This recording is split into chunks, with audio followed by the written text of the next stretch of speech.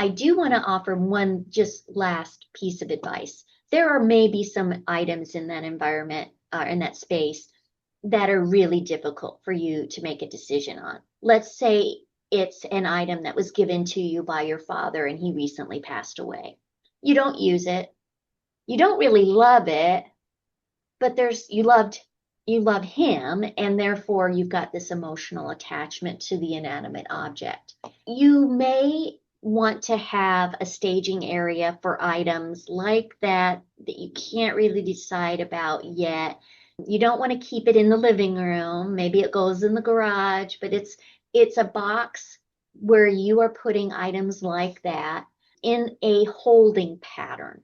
So you're giving yourself, let's say, 6 months to a year to go back and retrieve that item.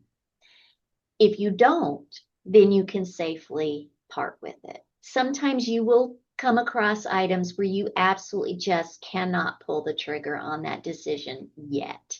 So that's kind of a backup plan to alleviate that FOMO, right? Got an insurance policy, it's still in a box in the garage, you can go retrieve it if and when you still need it.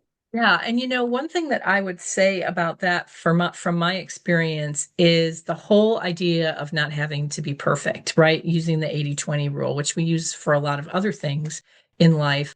But for organizing, I found that even with our DVDs and our movies, for the most part, we don't watch movies on DVDs anymore because we have streaming services.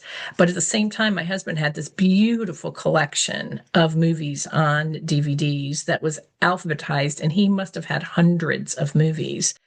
And I remember when we went through it, we got rid of some of those. But then there were a couple of very neat zip up things that had some movies left. And I thought, this isn't taking up much space. It's not disturbing anything. We'll keep it for a while because there might be another run through. And I think that has really freed me up. And just being able to say, I want to clear 40% of it, or I want to declutter 50% of it. But some of these things that are on the fence, it's okay to keep for now because I'm creating a system where I'm having fun actually combing through.